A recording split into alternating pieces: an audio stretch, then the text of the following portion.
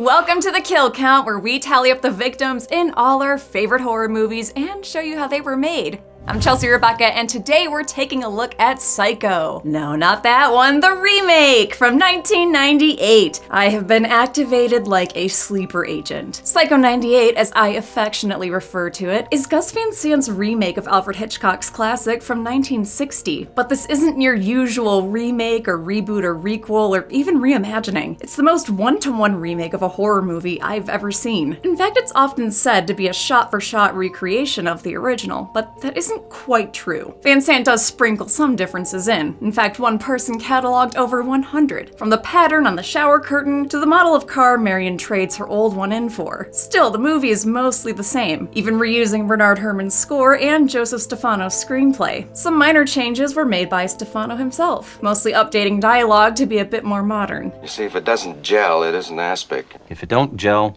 it ain't Jell-O. Despite not being exactly shot for shot, Van Sant did use stills from the original as storyboards and rewatched scenes before shooting them. Because of all the similarities, this kill count will assume a familiarity with the original. I recommend you watch the first one's kill count if you haven't. And yes, we thought about just having me use James's exact script. You are very, very clever for thinking that. Now go delete whatever comment you were absolutely typing just now. The making of Psycho 98 fascinates me. It's been a running joke on the podcast since pretty much the beginning. We even covered it for the 100th episode milestone. But it was nice, not feeling the pressure of 100 episodes because I already knew what we were going to do. It was like, we're doing the Psycho remake. And this version of Norman Bates was an entrant in the first ever Horror Royal Rumble. Van Sant had actually pitched this idea in 1989, after the success of his indie film Drugstore Cowboy. Universal said no, but 8 years later, Van Sant made Good Will Hunting. Its box office success and Oscar wins gave him the goodwill to ask again, and this time, they said yes.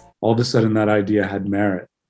They thought it was a great idea because Good Will Hunting was making money. The announcement was met with derision and confusion from the film community and general public. They're going to get crucified. Why wouldn't they want to redo that one? If people want to see a Hitchcock film, then they should go back and watch the original Psycho. But honestly, I think this was incredibly ahead of its time. Near shot-for-shot remakes of beloved properties because studios are terrified of taking chances on anything new. That's half of Disney's entire business model nowadays, and we all eat it up like the little piggies the studios know we are. Everyone gives this movie shit, but this is what we like now, apparently. And you know what? Despite its weirdness and redundancy, Psycho 98 is honestly better than the original. I'm kidding. I can't take the bit that far. I mean, Psycho is Psycho, and this is something wearing Psycho as a skin suit. That's not unintentional, though. Gus Van Sant was shocked that Psycho was even offered to him as a possible film to remake, and he approached this as an I kinda just wanted to see what would happen project, expecting backlash from the beginning. It's basically a very expensive film school experiment, and it feels like it, especially in the performances. The cast always seems like they're saying someone else's lines, since they are. Van Sant once compared it to a Broadway show, swapping out the cast but not the script or staging. So between the reason it was made and its extremely 90s costuming, coloring, and styling laid on top of a very late 1950s sounding script, I do love this movie. I'm not the only one fascinated with it either. Filmmaker Steven Soderbergh went on to splice it together with the original in a project he called Psychos. It's a truly unique piece of film history, and I'm honored to cover it here on the Kill Count. Did this near shot-for-shot remake go kill for kill too? Let's find out! Chelsea! Dude, I'm filming. This is urgent! I'm not the puppet James you know. I'm from the future, and I need you to help me save the future by making sure past me goes to therapy with the help of today's sponsor, ZocDoc. I thought James already helped you with that. I'll be so honest, I wasn't listening to anything after him telling me that ZocDoc is a free app and website that helps you find and book high-quality, in-network doctors so you can find someone you love. I'm easily distracted. But you have to make sure I focus! Okay, yeah. I'll tell them about how ZocDoc makes it easy to search through their 150,000 providers across 200 plus specialties based on specialties or symptoms, allowing you to find the exact doctor you need and view their real-time availability with both in-person and video visits available. No, it won't be enough. I'll get sidetracked long before I ever get myself to an appointment. Well, how about I tell him that ZocDoc appointments happen fast, typically within 24 to 72 hours, sometimes even the same day. Plus, by looking through thousands of verified patient reviews, he can make sure he finds a doctor that suits his preferences. Yes, that might work. And hopefully that will be all we need to save human James's life. What? Stop putting off those doctor's appointments and go to ZocDoc.com/deadmeat to find and instantly book a top-rated doctor today. That's ZocDoc.com/deadmeat. ZocDoc! This message is sponsored by ZocDoc. How many kills will Van Sant shower us with? Well, we kind of know already, but this time they're in color, so let's get to them. The movie begins the same as the original. Same date and time and everything. Get ready, there's gonna be a lot of that. But even if everything looks the same so far, it doesn't have to sound the same. You can hear people fucking. Looks like the perfect place for Marion Crane to have a lunch break affair with Sam Loomis. They don't even have to worry about being caught either. All of Phoenix is seemingly abandoned. Or everyone's at the movies seeing Psycho 1998.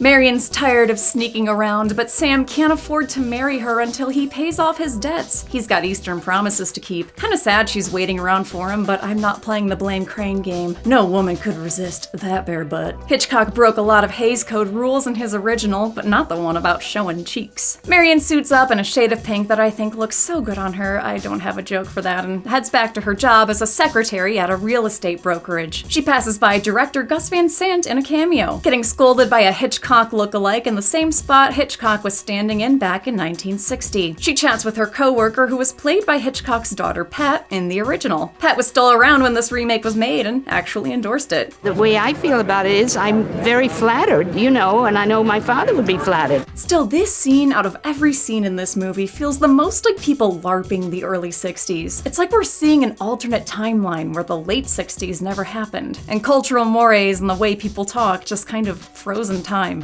My mother's doctor gave these to me on the day of my wedding.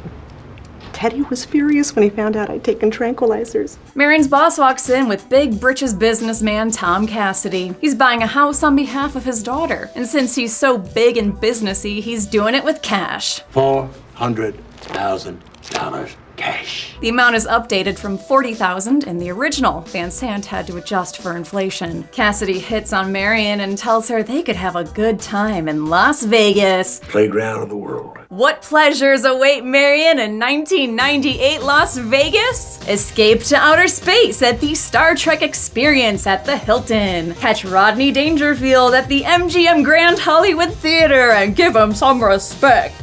Dive under the sea in Race for Atlantis, the exciting new IMAX 3D ride at Caesar's Palace. All this and more back when Vegas was affordable and fun. Marion's told to take the cash directly to the bank, but Sam's debt problems have her eyeing it like it's the One Ring.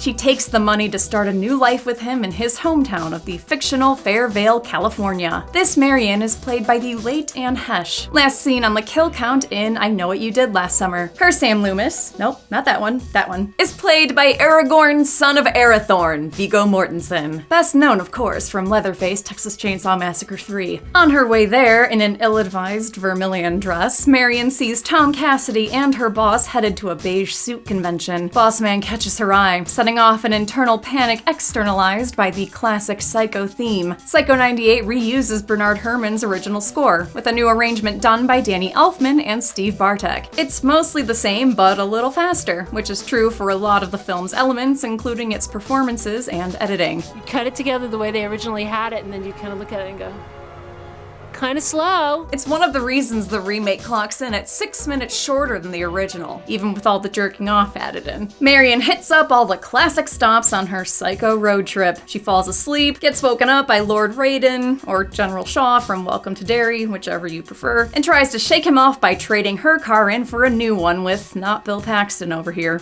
First time I ever saw the customer high pressure the salesman. Love that Psycho highlights the evolution of the used car salesman species. By the late 90s, we're in in the Stan S. Stansman, Danny DeVito, and Matilda era. Gus Van Sant let his actors choose how closely they wanted to emulate the original performances. Some of them went for pure imitation. I don't want it to be any different. You want it to be exactly the same? Yes! While others tried something new. The car dealer gets a new interpretation from James LeGros, who hasn't been on the Kill Count yet, but you'll probably see him on the podcast this year because he's replacement Mike in Phantasm 2. Conversely, Chad Everett plays Tom Cassidy just like Frank Albertson did in the original, down to the physical mannerisms and everything, and it very much feels like mimicry. Marion's paranoia begins to get the best of her, and she starts to imagine what people will think of her thieving. A girl works for you for 10 years, you trust her. It must be some kind of a mystery. I can't. You checked with the bank, no? They never laid eyes on her, no? You still trust him? Although she does end up looking a little smug when she thinks about Tom Cassidy, that lecherous son of a bitch. Her drive becomes more treacherous thanks to a sudden downpour, which was done the old-fashioned way. Rear projection screens, rain machines, and lights on wheels imitating headlights. Love to see it. She has to pull over at, surprise, surprise, the Bates Motel. And wow, this version of the Bates Motel sign might as well say, "Come do your drugs here." Is that Toomey guy already working here? She tries to check in, but the only thing moving around is a scary lady in the upstairs window. She lays on the horn, summoning this movie's version of Norman Bates. He's played by Vince Vaughn, who's been on the Kill Count in Freaky and The Lost World Jurassic Park. In contrast to Anthony Perkins' boyish awkwardness, Vaughn is way more of an outright weirdo. It was an intentional choice. At this point, in 1998, everyone knows the big twist. So Van Sant chose to have Norman come across as off-putting from the start. 12 cabins, 12 vacancies. Still has the same motel menu though. Sandwiches and milk. This meal grosses me out in the original, and it grosses me out even more here, in glorious color. Marion unpacks in her room and kind of gleefully figures out where to hide her stolen cash. She's being very coy about it, looking like she's playing the Bates Motel escape room. Gotta make sure all those items aren't glued down first. She overhears an argument coming from the house, with Norman's mother yelling at him for fraternizing with the opposite sex. In this version though, their volume is much more realistic. Sorry, what was that? In the cheap erotic fashion of young men with cheap erotic minds. Norman seemingly ignores his mother and returns with Marion's gourmet meal. Blech. This is food that early survivor Jeff Probst bribed contestants with when they were like days away from being medevaced. They were so hungry. He brings her into the office parlor to eat, which is stuffed, pun intended, with taxidermied birds. Wait, is that owl the same one from the original? Or is that just how taxidermied owls usually look? How much stuff was reused from the original? Would Universal have even saved any of that stuff? Is the original shower still, curtain still somewhere? It's sort of a fantasy that everything from a movie is in some closet somewhere. Oh. Question asked, question answered. Norman sits in the food cuck chair and watches Marion eat as they make the usual polite dinner conversation. You know, how's your mother? Why is she so mean to you? How'd your stepdad mysteriously die? Yeah, I guess it's nothing you should be talking about when you're eating. Yeah, better stick to the stuff that's tried and true. A boy's best friend's his mother. There you go. There is some new dialogue in this scene that shades in the characters a little more, but it's stuff that the original version was able to convey through acting. And Vince and Anne just aren't Tony and Janet, but like, who could be? If there's a role in all of film that you just can't duplicate, it's Norman Bates by Anthony. Everybody wants to see him. It's like somebody else playing Citizen Kane other than Orson Welles. This scene in the original is one of the best acted scenes in all of horror, in my opinion. Vaughn's Norman is at his best when he's being shy and awkward, which you don't normally see him do unless he's playing a teenage girl. It's kind of adorable. But his Norman is perkier than Perkins too, and gets more openly aggressive when Marion suggests he put his mother in a home. I didn't mean to sound uncaring. What do you know about caring? Have you ever seen the inside of one of those places? The laughing and the tears and the cruel eyes studying you? I think Vince really settles into the character by the end of this monologue. His "we all go a little mad sometimes" and "thank you, Norman" are done so differently from the original, and he feels genuinely dangerous here. Thank you, Norman. Vaughn was only 28 while filming, the same age as Perkins in the original, and it's clear from behind-the-scenes footage just how nervous he was to do this. Are you getting me at all? Or am I like the weird kid that you're studying behind the glass? I love watching him try to pick out a hairstyle. It's like Van Santis' dad taking him to Supercuts. Should we go all the way bald? That wouldn't work. The The conversation with Norman reveals a life so sad it literally convinces Marion to head back home and return the money. She gets ready for bed, giving Norman the chance to peep at her through the hole in the adjacent office wall. It also gives Van Sant the chance to make what's probably the most infamous change from the original, having Norman masturbates all over the office wall. Before I ever saw Psycho 98, I was convinced that this was the only difference. I don't know, I feel like a friend in high school or something told me it was. He heads back to the house to play with his apple while Marion calculates how much money she'll owe her boss when she gets home. She flushes her math down the toilet and decides to take a nice relaxing shower to wash off the day's events. She doesn't get to enjoy it for very long before a figure approaches her from behind. They're a little harder to see through the new patterned curtain that makes me very nostalgic, but a little plastic never stopped a shower stabbing. Marion is sliced and diced, sending real, fake blood swirling down the drain. No chocolate syrup here. Most of the shots and angles from the 1960s scene are obsessively recreated here. It's totally the same. It's totally the same. That is, until it's an Enya video for 2 seconds. And this wasn't the first time Van Sant recreated this scene. He shot a fake commercial in 1979 called Psycho Shampoo as part of a live comedy show in LA. Honey, I'm all out of my dandruff shampoo. Can I borrow some of yours? I'm all out too, honey, but try this. Shooting this scene in the 90s gave them a lot more leeway with violence and nudity compared to the late Hays Code era of the original. Hitchcock really tested the censors with his version, but still had to tastefully edit around Marion's body. Van Sant lingers a little more, especially on the overhead shot of Hesh falling over the tub, where you can notoriously see a little hole. You see her butthole. You see her butthole. I don't know how else to say it. You see Anne Heche's butthole. He also got to do something Hitchcock couldn't in the original. Have one single unbroken long take that goes from Marion's eye through her motel room and ultimately lands on the Bates house. Hitchcock tried, but had to insert a shot of the shower head because Janet Leigh couldn't hold her breath for that long. Similarly, Van Sant was also able to shoot the opening the way Hitchcock wanted to, as one continuous helicopter shot. The original had to scrap the idea and replace it with multiple shots that pan and dissolve to each other, but in the 90s it was smooth sailing on those choppers. At the time, I think that the technology was just very, very early, and today it's like something that's pretty common. We just sort of did what they said they were planning to do. The killer retreats to the house on the hill, where Norman plays a 90s remix of his favorite track. Blood! Blood! Blood! Blood! Blood! Blood! Blood!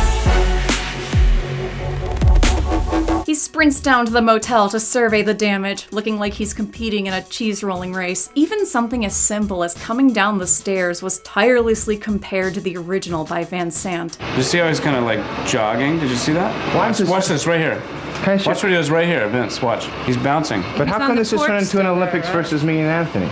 You don't have to run now. I'm gonna run. Norman is shocked to find a bloody crime scene in Cabin 1, but it doesn't stop him from turning the room over for another guest. I think this scene is where the move to color really gets to shine. I just love how blown out and cold this bathroom is. It's great work from cinematographer Christopher Doyle, a frequent collaborator of Wong Kar-wai, who also shot In the Mood for Love and Chungking Express. Norman bundles up Marion, and unknowingly the stolen cash, into her car's trunk, then sinks it into a nearby swamp while he has himself a tasty little snack. Nearby in Fairvale, Sam writes his dead lover a legitimately sweet letter. It's the same letter as the originals, but since this one's not in cursive, I can actually read it in less than 4 seconds. He's in the back of his hardware store while the front is being manned by the fuck, Flea? I believe, insect or man, death should always be painless. Before this old lady can fucking murder Flea in cold blood, Marion's sister Lila Crane walks in through the door. This version of her is played by Julianne Moore, who we've seen before taking over another role as Clarice in Hannibal. Her performance as Lila probably differs the most from the original. Because there's no character there, virtually. Right. Moore wanted to play the character as more aggressive, contrasting with the more straight-cut performance from Vera Miles. I don't care, it's none of my business.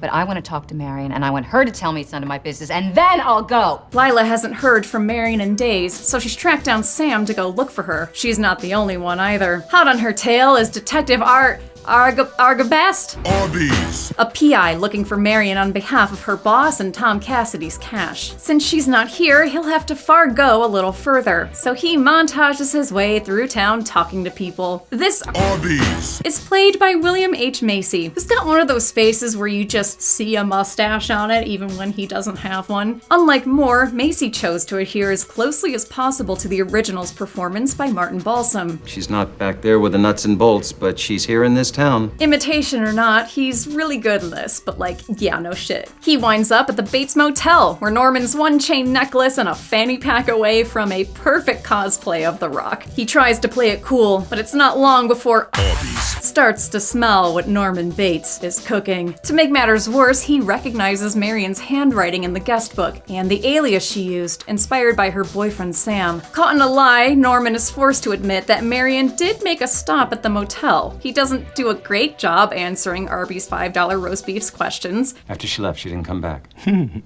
Why would she? The conversation turns to Norman's mother and he shuts down completely. Arby Sauce wants to question her, but Norman tells him the spooky house on the hill is strictly off limits. Just like Belle in the Forbidden West Wing, Arby's beef and cheddar ignores the order and decides to poke around anyway. By the way, the Blu-ray rip that we made that I was watching got fucked up somehow, and one of the sound channels started to drift at some point and got out of sync with the movie. So the Psycho theme started playing around this part and scared the shit out of me. Unfortunately, he wouldn't let me see her. Well, I was. I think I'll go back to the motel first. Inside, Arby's takes a glance at the nun-killing Cupid statue, then tries to find the lady of the house. And find her he does. He's slashed in the face and takes a wacky waving tumble down the stairs. Then he's repeatedly stabbed to death by a weirdly bloodless knife. I kinda love that they recreated this effect wholesale. Just look at Macy flailing around in front of that green screen. He loves it. But once again, Van Sant's subliminal messaging leaves me with more questions than answers.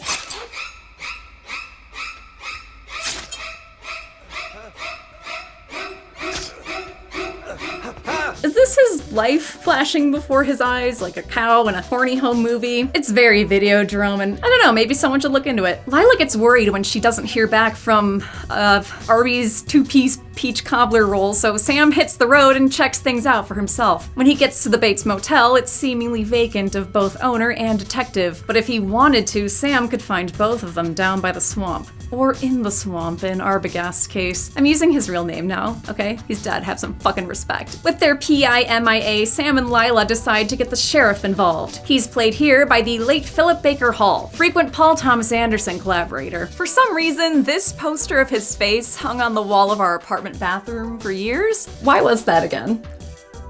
I don't know, I don't even remember where it came from. Lila and Sam mention Norman's mother, so the sheriff calls up Norman to get his side of the story. While this detective was there, Norman told him about the girl. The detective thanked him, went away. That's more believable to him than whatever nonsense these two are saying, since Mrs. Bates can't exactly be a suspect. Norman Bates' mother has been dead and buried in Green Lawn Cemetery for the past 10 years. Wait, so, is it her though? Well, whoever is in that house. We'll pretend like we all don't know, I guess. The call spooks Norman into moving her from her bedroom. Not that she's grateful about it. Put me down, and I'll walk on my own. Not with those scarecrow legs, ya won't. The remake's Norma Bates is voiced by an uncredited Rose Marie, who was starring in the Dick Van Dyke Show the same decade the original came out. Sam and Lila show up at the motel asking for a room and posing as a married couple. Lila's convinced Norman killed her sister so that he could take the cash and escape the monotony of motel life. Not like she doesn't know him well either. Vaughn and Moore shared the screen just 1 year earlier in The Lost World Jurassic Park. And then 4 years later, William H. Macy would appear in Jurassic Park 3. Sam and Lila sneak into cabin 1 and peek inside that heavenly bathroom, where they find a scrap of math but not much else. So Sam acts as a Norman distraction while Lila looks for more clues. She heads up to the Bates house and lets herself inside. I know it's just the color of the sky, but every time someone goes through this front door, it looks like they forgot to key out the blue screen. Psycho 98 was shot on the Universal lot in Los Angeles, just like the original, but they updated the aging motel set to the current day, with the new sign lampshading the renovation. However, for the Bates house, production decided to build a completely new facade directly in front of the old set. Oh, you're changing it. We're changing the house. Gee. Again, guess that makes the set deck I have back there technically inaccurate, but it's not like anyone is selling models of the Psycho 98 Bates house. If you make one, I'll buy it. Inside the house, Lila finds several objects from the 60s film, like a pair of hands and a jump scare. Also, shout out to Julianne Moore's zigzag part, very 90s. I had this exact hairstyle and cut. She rifles through Norman's room, where his Arrested Development is stressed way more than in the original. There's even the sound of a young boy laughing in the background on the soundtrack.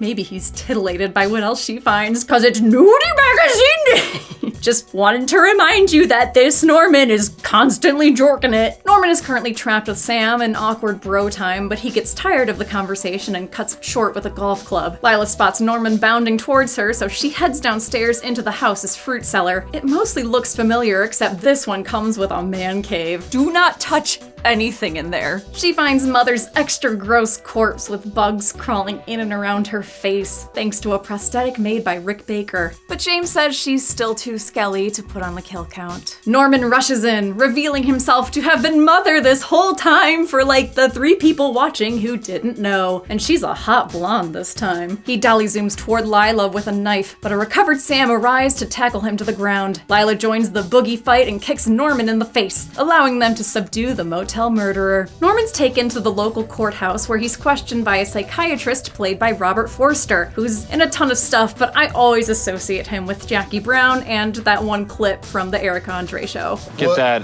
unshaved, unprotected sex.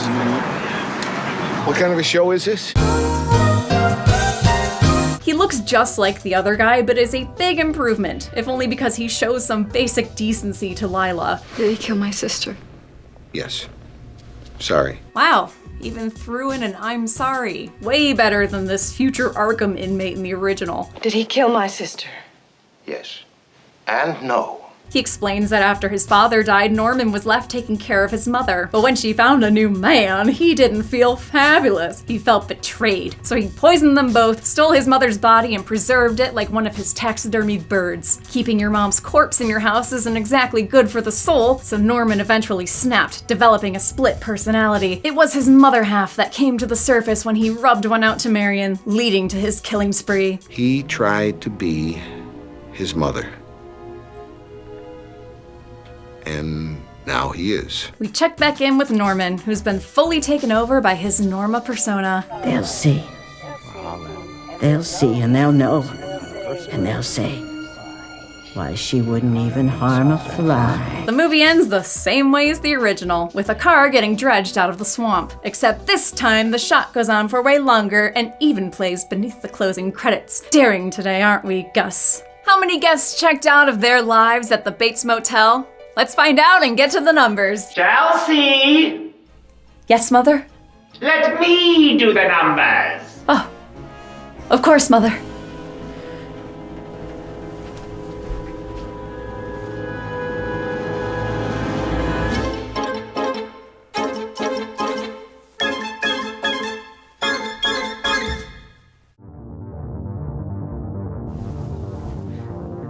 We counted 2 kills in Psycho 98, same as the original. Surprise, surprise. The victims consisted of 1 man and 1 woman, giving us this pie chart cut in half just like a sandwich you could serve with milk. With a runtime of 103 minutes, we had a kill on average every 51.5 minutes. I'll give the Golden Chainsaw for coolest kill to Marion Crane. Even if it's not as artful as the original, it's still the Psycho shower kill, just with hole. And just like in the original's kill count, I won't give a dull machete for lamest kill because Arbogast got some extra slices in. He's got the meats. And that's it. Gus Van Sant's Psycho came out in 1998 and pissed off people even more than Van Sant had expected. This is about just doing it. Yeah.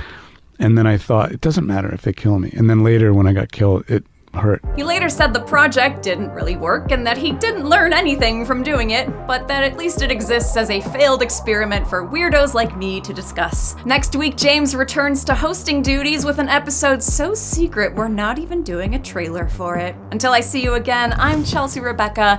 This has been the Kill Count. Thanks for watching the Psycho 98 Kill Count. We did it. You did it. By the way, I forget which of you gave me this shirt at a convention. Thank you. Clutch. You really came in clutch because every costume option I tried just was not working. Yeah, another Chelsea Kill Count. People have been yearning for it. I know they want the other Danganronpas too. I know. The first one was a lot. It was like more than I thought it was gonna be, so we'll see. I still want to see you do both Wicker Mans because it'd be like American Psycho where the first one's great and you love it and the remake is garbage. Yeah. We'll see. Good job, honey. I'm really proud of you for doing a Kill Count. Thank you. People really wanted it. Thank you for watching it. Be good people.